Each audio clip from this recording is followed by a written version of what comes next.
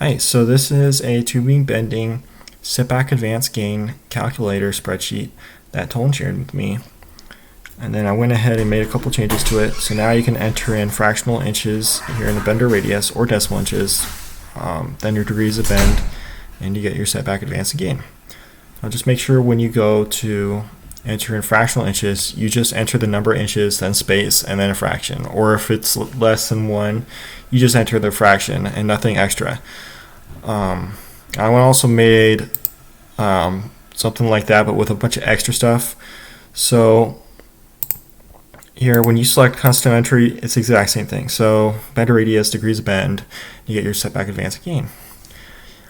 And if you select a bender, it'll pull from this list here. The dimensions you enter here has to be in decimal inches. So you just enter in 2.5 inches if this dimension here is 2.5 inches. Now I have to come back and finish filling these out. And you can add stuff, remove stuff, and it'll automatically show up in this little drop down here. And what that'll do is enable you to enter in your offset you want to make, and then it'll give you a center to center based on the degrees of bend. But what it does in addition to that is it'll tell you the maximum degrees of bend you can make with that offset with that bender.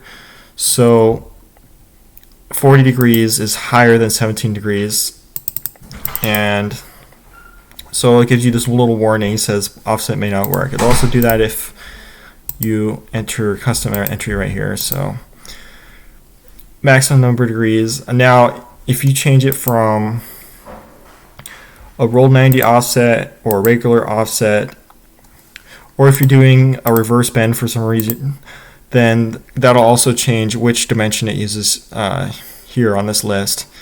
So the reason why it does that is because with a regular offset, you're just going to do it like from the book, where you go from 0 to this face of this clamp here, because the offset kicks up and away from the bender. But if you're doing a roll 90 offset, like a roll 90 to a 45, it actually goes to the side and clashes with this channel right here. So now you have to, instead of going to the face of this groove, this clamp, you go from 0 to the face, this channel right here.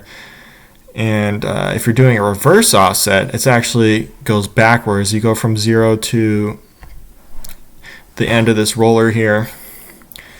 And so that's why you see 3 different minimum offset dimensions and then the radius dimension here. Now this here, your degrees, that's another list that you can add and remove stuff. What that'll do is if for some reason you don't like seeing the maximum exact number of degrees and you want to see a pull from chart, so that'll do is give you the maximum degree bend that's like a normal bend. So like instead of giving you 33 degrees, it'll give you 30 degrees.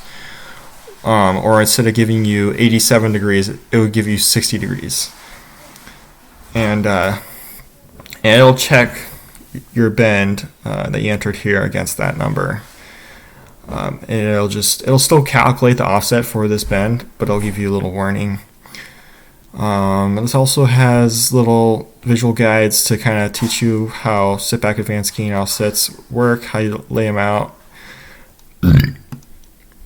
The cool thing about these types of bends is you can do them either forwards or backwards, and the layout's exactly the same. It's just the minimal offsets that change a little bit. So roll 90 offset would have a slightly bigger minimal offset, and then a reverse offset would also be something like a roll 90 offset. So yeah, that's basically it. There's just some other weird settings I have here, like this is basically useless, don't even pay attention to that. What this you can do is you could change the fractional resolution. Normally I would leave this on 16 inch, but you can change it to 1/8 inch if you want, or 30 seconds, I don't know. But yeah, that's basically the gist of it. So the real advantage here would be you could maximize or minimize the amount of space that offset takes up. And check if your offset would even work. And the way I do that, well, the way you do it from the book is you would build like a chart, but I feel like that's way too complicated, way too much paperwork to try to use this equation here, the minimum offset equation. I actually added a couple things. The pi over 180, I converts to radians because spreadsheets does things in radians, but still it's like way too much work. So what I did is I made a special equation using trigonometric identities and then a quadratic formula. Now I think in here like a couple of negatives are flipped, but basically these equations should work because they do work in here. And so now you got these if statements, and